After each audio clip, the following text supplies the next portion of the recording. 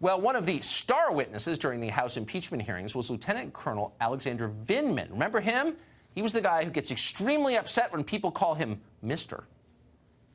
Mr. Vindman, you testified in your deposition that you did not know the whistleblower. Ranking member, it's Lieutenant Colonel Vindman, please. Yeah, it's Lieutenant Colonel to you, pal. You may also remember that Lieutenant Colonel Vindman was the American citizen who somehow kept getting offered Ukraine's top military post.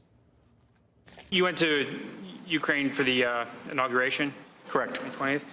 At any point during that trip, did Mr. Daniluk offer you a position of defense minister with the Ukrainian government? He did. And how many times did he do that? I believe it was 3 times. Huh.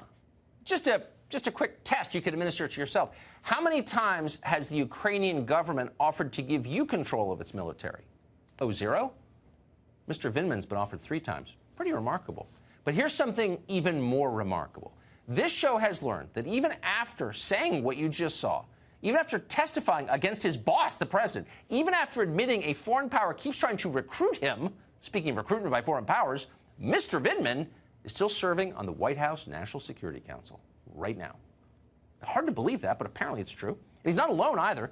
Jennifer Williams is a Mike Pence aide who also testified in the same vein. She's still in her job, too. Congressman Devin Nunes represents the state of California. He was elected, unlike the people you just saw. He joins us tonight. Congressman, thanks so much for coming on. This is a small thing, but it represents something much larger, I think. Not our job to go after Mr. Vindman, but how could someone like that keep his job on the National Security Council? Well, there's a lot of problems with the National Security Council, and the Trump administration is trying to get it under control. The new National Security Advisor is doing what the previous National Security Advisors under Trump didn't do, and that is to try to reduce the size and scope. So there's hundreds and hundreds of people over at the National Security Council, which, look, I've never been on the National Security Council, but if you go back 20, 30 years ago during the Reagan days, I'm told that, you had a couple dozen people, maybe 3, maybe 4 dozen people total that were on the National Security Council. Obama put hundreds. And from all this, don't forget, you also had people that were on the national security staff that went over to Adam Schiff's staff, okay, that knew the whistleblower.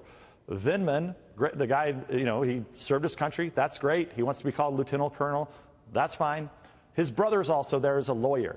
So all of these people colluded and coordinated with the whistleblower. They coordinated with Adam Schiff's staff. So, really what you had there is you had a den of thieves there at the National Security Council. And look, I have said this over and over and over again. I said this to McMaster, I said it to Bolton, and I've said it to the new National Security Advisor O'Brien, that they just need to get all those people out of there. Like if you were there and worked for Obama and you were a holdover, just, get a used building somewhere on the other side of the Potomac. Just get them out of there. They have done so much damage to this presidency. I couldn't agree with you more. Well, why not just say, Mr. Vindman and your lawyer brother, take a hike? They're not in control of the government. It's not their government. No one elected Mr. Vindman to anything, or his lawyer brother, or any of these people. The government exists for our benefit, and it's not working. And so why is it so hard to do that? I honestly don't understand. Having spent my life here, I don't understand that. I have no idea. That's why I think I gave them very good advice, which is there's plenty of empty buildings. Just say, look, thank you for your service.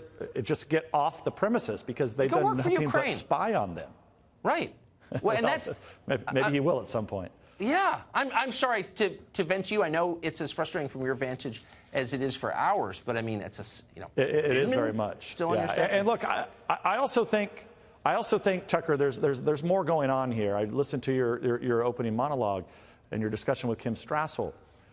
What's happening today in the Senate floor in the last 3 days and the last 3 months previously in the House of Representatives? This makes Joseph McCarthy, the former senator in the 1950s, look like nothing. It looks like nothing.